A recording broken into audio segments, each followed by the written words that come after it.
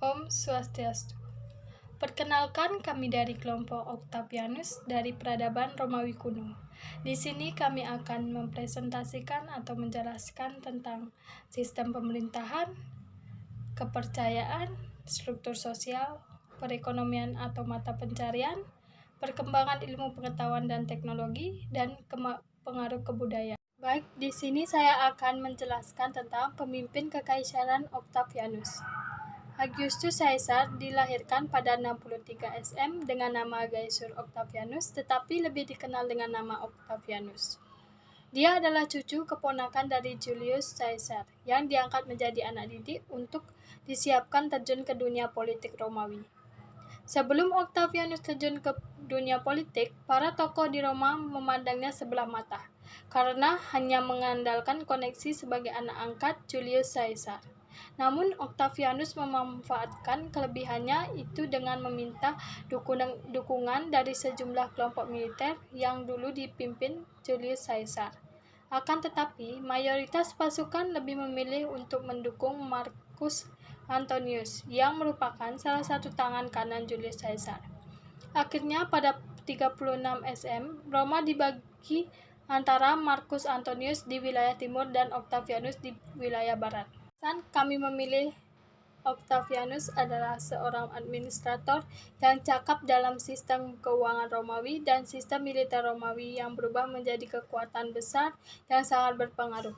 Selama Octavianus berkuasa, pembangunan infrastruktur yang luas terjadi di seluruh wilayah Kekaisaran Romawi. Banyak bangunan publik yang dibangun guna mempermudah aktivitas rakyatnya. Om Swastiastu. Nama saya Giderian Mardika, absen 7. Saya akan menjelaskan sistem pemerintahan. Masa pemerintahan kerajaan 735 sampai 509 sebelum Masehi. Bangsa Romawi berada di bawah kekuasaan bangsa Etruskan Roma dengan berbentuk kerajaan. 2. Masa pemerintahan Republik 1509 sampai dengan 27 sebelum Masehi. Roma menerapkan sistem pemerintahan republik pertama di Eropa Barat dengan kaum patricia. 3. Masa pemerintahan Kekaisaran 27 sebelum Masehi sampai 475 sebelum Masehi.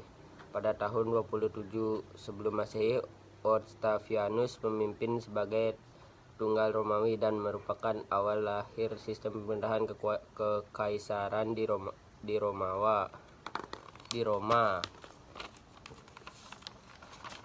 Sejak tahun 100 Masehi, Roma diperintah oleh 4 kaisar kuat, yaitu Trajanus, Hadrianus, Antonius, dan Marcus Aurelius. Tahun 1017 sampai SM Kekaisaran Romawi berkembang pesat dan membentang dari Laut Kaspian Timur hingga Samudra Atlantik Barat. Perkenalkan, nama saya Ade Adi Gunawan, nomor absen 13, kelas 10 IPS 1. Saya akan mempresentasikan kepercayaan. Pada awalnya, bangsa Romawi menganut kepercayaan animisme atau mempercayai kekuatan roh yang dapat membantu kehidupan manusia. Bangsa Romawi dipengaruhi oleh kepercayaan bangsa Etruscan dengan Yunani dan menganut kepercayaan politeisme dengan memuja dewa-dewa bangsa Yunani dengan nama dewa yang berbeda. Perkenalkan, nama saya Madewi Krishna Pramana, absen 23, kelas 10 IPS 1. 3. Struktur sosial terdiri dari 2 kelompok. 1. Partia terdiri atas bangsawan. 2. Plebia terdiri atas golongan masyarakat kecil dan menengah terdiri atas pedagang, seniman, dan petani. Jumlah kaum Patria sangat sedikit, 8% dari jumlah orang Romawi. Kenalkan, nama saya Gria Reprayoga, nomor absen 5. Perekonomian atau mata pencaharian Roma. Yang pertama, Roma memiliki lalu lintas yang ramai dan padat. kota Roma menjadi tempat pertemuan bagi berbagai bangsa. Yang kedua, pasar-pasar di kota Roma dipenuhi berbagai barang yang berasal dari 43 provinsi di Romawi. Yang ketiga, bangsa Romawi merupakan pengrajin logam, membuat senjata, alat pertanian, dan alat rumah tangga. Keempat, pertanian di Romawi menghasilkan minyak zaitun dan anggur.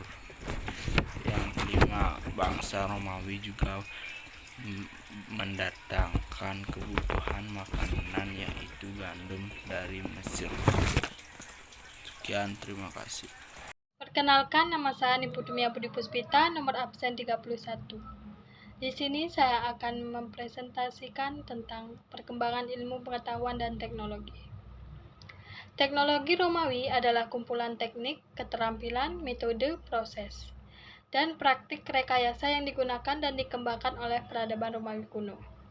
Yang pertama, amphitheater, Colosseum, atau tempat pertunjukan gladiator. 2. Pantheon, atau kuil pemujaan untuk dewa. Yang ketiga, gedung Circus Maximus, atau tempat pertunjukan atraksi balap kereta perang. Yang keempat, aqueduct, atau talang air untuk memenuhi kebutuhan warga kota. Yang kelima, ada viaduct, atau jalan raya yang digunakan untuk memperlancar mobilitas militer dan perdagangan. Baik, di sini saya akan membacakan bagian dari Gus Wira. Pengaruh kebudayaan peradaban. Kebudayaan bangsa Romawi yang dihasilkan selama periode Republik hingga Kekaisaran telah memberikan sumbangan besar bagi modernisasi bangsa Barat. Beberapa unsur kebudayaan Romawi yang terlihat dalam kehidupan manusia pada masa kini. Yang pertama, ada seni. Bangsa Romawi mempelajari seni patung dari bangsa Yunani. Oleh karena itu, pematung Romawi sangat ahli membuat patung-patung indah perairan realistis. Yang kedua, ada arsitektur.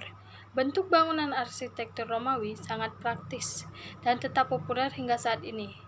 Oleh karena itu, hingga saat ini bentuk bangunan berarsitektur Romawi masih berdiri kukuh. 3. Bahasa Latin.